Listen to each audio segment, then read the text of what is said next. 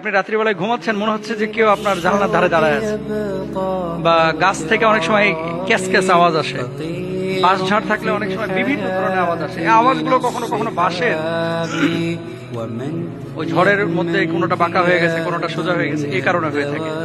কখনো কিছু পাখি আছে যেগুলো ওই যে কাঠ ঠোকাঠোকি করতেছে, এই জন্য আওয়াজ আসে। কিন্তু এই যে আশপাশে কেউ আছে, এটা যদি আপনি ফিল করেন, আর আপনার কাছে যদি মনে হয় যে বাসার মধ্যে কোনো বদজিন আছে কিনা, এটার কোনো সিমটম বুঝতে পারবো কিনা, এগুলো তো সরাসরি হাদিসের মধ্যে এটা নাই যে এটা থাকলে বুঝে নেবা যে বাড়ির মধ্যে জিন আছে। তবে এগুলো নিয়ে যারা কাজ করে তারা কিছু থিসিস, কিছু গবেষণা পেশ করেছে। এক নাম্বার কি?